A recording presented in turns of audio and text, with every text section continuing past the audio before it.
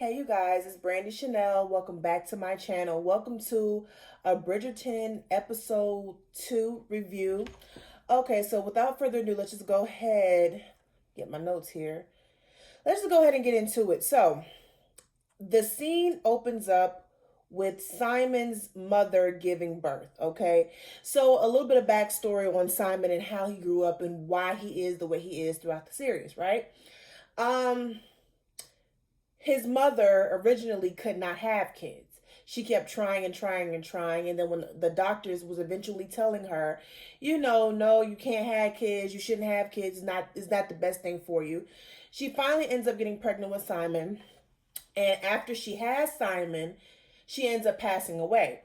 Her father, Simon's father, was there, but he was more concerned about the child being a boy, so he can carry on, the tradition of being a duke, and take on his duties when he died.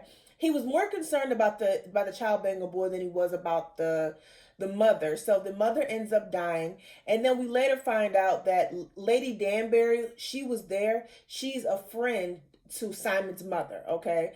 um when Simon was about 4 years old, his father discovered the fact that he stutters when he can talk. Now, mind you, this is back in the Regency era, so there was no like medicine or help or therapy to help you through that. So his father considered him like an imbecile. He considered him an idiot and all those other things. He was very emotionally abusive to his son, and which kind of shaped him who he is, during that time as he's getting older. That shaped who he became as a person, right? So he wanted nothing to do with his son because he wasn't, this braggadocious. He wasn't, to him, he wasn't advancing like he would have wanted him to be. You know what I mean? His father, because he was slow to talk, just automatically deemed him an idiot. So Lady Danbury later on, visits him, discovers that he's not dead because according to the father, his son Simon was dead to him. And so I'm assuming that he told everybody he was dead, but Lady Danbury, she discovered that he wasn't dead. She went to go visit him and, pretty much took him under his wing, shaped him, molded him unto the young man that he is today, pretty much shaped him into the young man that he became. And, once they went back to go visit the father, and, he's doing better. He's speaking a lot clearer with a lot more confidence. The father still rejects him. And so Lady Danbury, in so many words, said, "Fuck you. We all need you. I'm going to raise him like he my own." And, that's part of the reason why he is the way he is. We're later on going to find out why he does not want to get married. Lady Daphne and the Duke meet up at the park, and they discuss the terms of the arrangement. So they're walking through the park, because they're supposed to play like they're courting each other. Okay, so they're coming up with terms like how many dances, how many balls are we gonna show up to? I need you to send me flowers because you are supposed to be courting me, and we need Lady Whistledown to be writing about this shit. So so it can be put out there. I am desirable because look who I can pull. I can pull the goddamn Duke. Okay, bitch. So this is what I need to happen.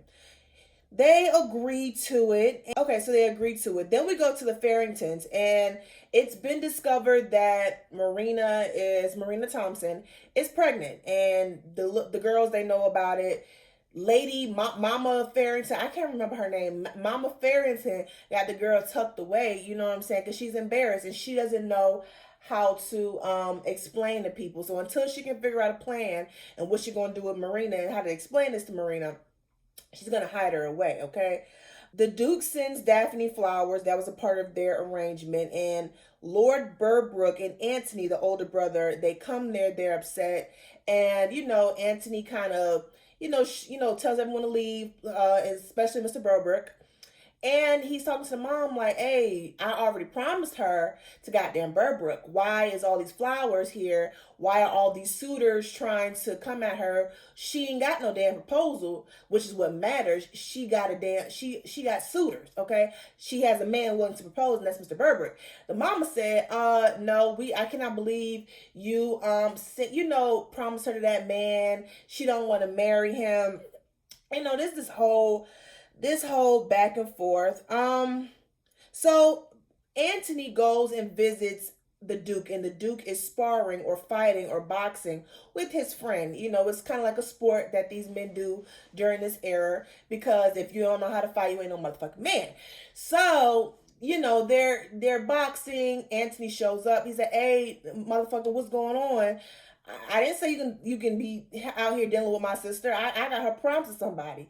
And the Duke, keeping in mind that is his sister, so I'm not, I'm just courting her. I have the best of intentions. I didn't know, that she was promised to somebody, even though I don't think he's good for her.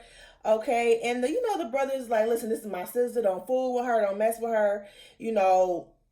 Basically that's my sister. Okay. You fucking with her. You fucking with me. It's basically what he said. Penelope visits Marina, and she asks her, how did she get pregnant? Okay, so I want to discuss this here because this is like a constant, this is important throughout the series, because these young ladies who are being sent out into the world, sent out there and raised up to marry, do not really know in detail how how a child comes about. Okay, their parents have not explained to them that you have sex, unprotected sex, and that's how babies come about, and that's how you have a family. They haven't explained it to them. So when Marina is telling about how did she get pregnant, she doesn't go into detail. She said it was love. She met someone, his name George. She met George. I think that's what his name was. It George? It was George. She says she met him, they were sneaking around, a little bit, and then, the baby was made from love. She doesn't go into details, okay? She said the baby was made in love, and that's what Penelope goes with. Okay, the baby was made in love. Nobody is telling these girls before they get out into the world, before they are expected to have kids, but no one is going into detail about how these kids are born, how are they created, and that was really interesting to me, because I'm like, how are you gonna raise these girls to do something and you're not giving them the details on what it is they're doing? So you just basically blindly send them out to the world to do some shit and they know absolutely nothing about. And this is important later on with Daphne and Simon, right? Okay, so Daphne, her mom gets an invitation from the queen to join them from tea. So then later on we go to the ball. Okay. And the Duke and Daphne are dancing. Okay. Now while they're dancing, it's obvious chemistry, it's vibes, it's something that you only have with the person you love and who are you you're meant to be with. Okay, there's so much chemistry between them two. They're laughing, they're dancing, and at the beginning of the show on episode 1, Simon he's not a smiler. I know that's the wrong word, but he's not a person that smiles a lot. He's very serious, very arrogant, nose up in the fucking air and shit. And so Daphne brings that side of him, because the mother explains to Lady Danbury that she has a good sense of humor. So, they're laughing. They genuinely enjoy each other's company, which eventually blossoms into more. Lord Burbrook sees them dancing, and he notices the chemistry, the obvious chemistry, and then he goes over to Daphne's older brother, Anthony, and is kind of pushing him to marry. He's pushing this issue of marrying Daphne, knowing goddamn well Daphne don't want shit to do with him. That Daphne punched his ass in the last motherfucking episode. She don't want shit to do with him, and so the Duke is there, and the Duke gets kind of irritated with him, because it's like, you just being real pushy right now. You know that woman don't want nothing to do with you. You know this girl don't want shit to do with you. Why are you pushing this? So Simon ends up telling Anthony what happened in the garden. Not the full story, about him and Daphne's rules, but he tells him, hey, dude was pushing up on your sister, and your sister punched shit out of him because he was out of line. And then Anthony looking at him like, nah, that wouldn't happen because my sister would have told me. And he like, would she? You ain't the easiest person to talk to. You know what I'm saying? You just taking charge. You don't always believe her because she's a woman, and she would have told you. And she didn't. So, Anthony like, fuck that. You ain't marrying my goddamn sister. Then he goes over to Daphne and tells Daphne, hey, fuck Burbrook. Okay, fuck him. Okay, you ain't gotta marry that motherfucker. So Daphne gets mad at Simon because Simon told, and she feels like, hey, you didn't have to tell my brother. I mean, I handled it. Because she's a woman, they feel like they have to coddle her and that she's not capable of handling things on her own. That's just the patriarchy. Patriarchy. That's just the theme that goes throughout this season. All the patriarchy. It's something, men are the head of the household, and a woman can't do anything without a man's say so or approval. It's basically the theme, one of the themes of Bridgerton. So she's mad or whatever, and then they leave. Burbrook starts following Simon on the bridge, and he's getting real flip at the lip with the Duke. You know what I'm saying? Simon is not having the shit. Simon's getting pissed off by the minute. He starts talking about, Daphne, potentially being ruined by the Duke. And then he goes on the Duke's father. And we all know the Duke, when it comes to his father, he ain't trying to hear that shit. That's a trigger for him, okay? And so he starts running off at the mouth, and the Duke basically punched his ass in the face two, three times, and that ass went down to the floor, okay? And yeah, so that happened. They're having some type of outing. I don't know what it was. It looks like a outdoor picnic or something they were having. And Penelope talks to Eloise because Eloise and Penelope are friends, right? They're like the black sheets of the family. They're different. Eloise, as pretty as she is, she's not for the glitz and the glam. She's not for, oh, I gotta be this way so I can appear to this man so we can marry. She's not that at all. That's not Eloise. And Penelope, she does want those things, but because she's a little chunky on the chunky side, she's not considered desirable. That's how they're trying to frame it, is she's not as desirable. So they talk about Marina getting pregnant, and Penelope tells her, well, the bitch said it was love that got her pregnant. That's what she said. That's what I'm, and it's like, okay, like Eloise is like, well, like that don't even sound right. Okay, I love my mom and shit, but I ain't pregnant from loving her. Like, the fuck are you talking about? So, Simon and Daphne meet up. Simon arrives late. They start walking. And as they're walking, they're talking. He's, buttoning up her sleeve or whatever. And they see Burbrook, oh, stupid ass, stomping through the yard over there to their Bridgerton's tent or whatever the case may be. And he tell the mama and Anthony, I got a license for marriage. Anthony like, whoa, slow down, low down. Okay, I said you want to marry my motherfucking sister, so what's going on? And he's telling him, your sister is gonna marry me. I got this license. If she don't marry me, I'm gonna tell everybody that I was in the garden with her, and she was, we was all up on each other in the garden. That's what I'm gonna tell everybody, okay? And eventually, it's gonna get to Lady Whistledown, and she's gonna put in her little newspaper, and your sister will be ruined. So when someone says they're going to be ruined, when a female says she's going to be ruined, or is considered ruined, the man is basically saying before marriage you have engaged in some type of sexual activity pre-marriage, okay? A man has kissed you, he's rubbed on you, he's basically touched your shoulder, or you've had sex pre-marriage. So if any of those things are discovered, you're ruined and you're considered not eligible for marriage. Okay, no one is trying to have a ruined woman as a wife. Okay, you must be as pure as possible. Now the men, they can fuck whoever they want to fuck. Okay, they can fuck the opera singer on the other side of town. Okay, and be perfectly fine. She's not fine. Okay, because she's not part of high society and she is ruined. But he's fine. He can do whatever the fuck he want to do. Okay, so that is what they mean when they say ruined. Okay. um Daphne is upset because she's come to the realization that she may have to marry this man in order to shut him up. Okay, but Mama Bridgerton is not having that. So um well, before we get to that, Eloise had to talk with her brother Benedict. I think Benedict is like the second oldest or whatever. I didn't mention him in the first episode, but she has a conversation with Benedict. And basically, she's telling him that I don't want what everybody else wants. I don't want what they're expecting me to have, what they expect me to want, okay? I don't give a fuck about these goddamn balls. I don't give a fuck about these dresses. I don't give a fuck about getting married. And Benedict is like, he's in agreement with that, because we're going to find out later on, he's not really into this lifestyle. He likes other things. He likes to engage in other things.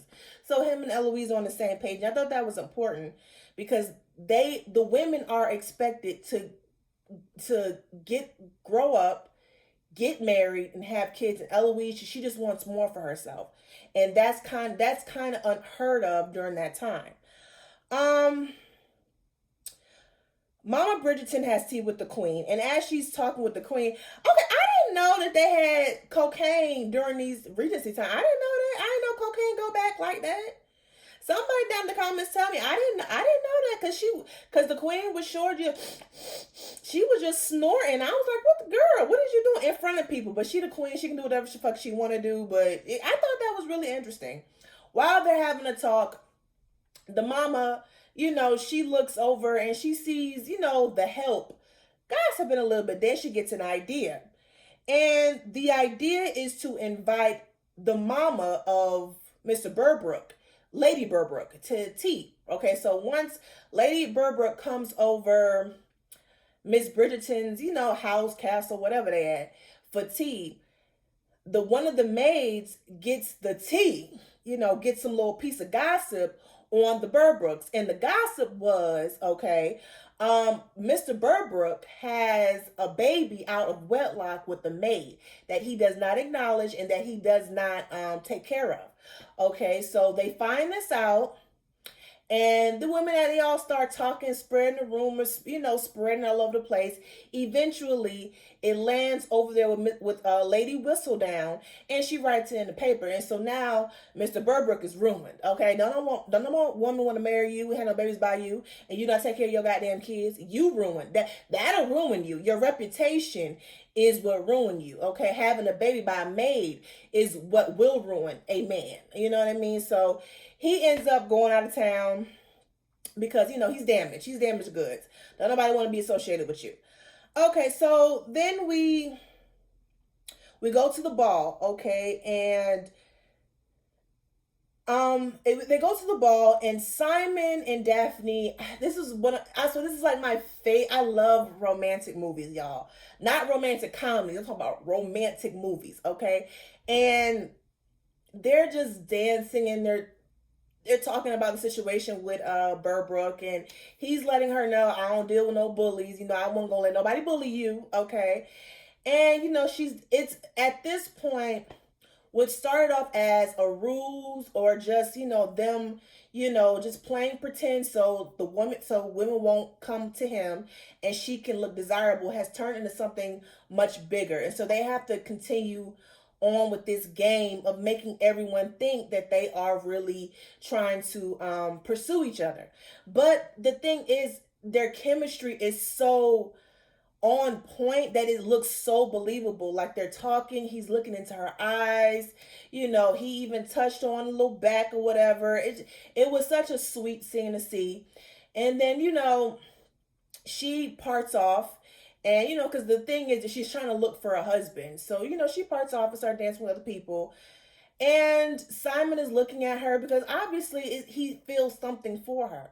And then lady Danbury comes over there like, yo, what's wrong with you?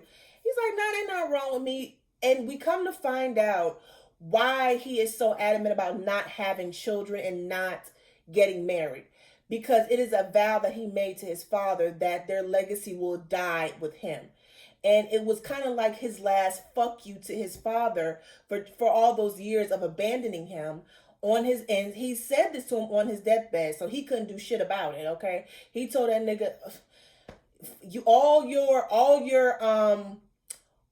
efforts in abandoning me and making sure that you had the perfect legacy and that someone who was perfect took over for you will all be in vain. Because yes, I'm good and I'm here, but after me is nobody else. It will die with me. And his dad was dead, could do nothing about it. But y'all, that's the end of episode 2 of Bridgerton. I must say I do love this show. It's something different, okay? I will be reviewing Bell Collective. But let me know how y'all like the video. Please give me a thumbs up, like, share, comment, and subscribe to my channel. Until next time, you guys have a great evening.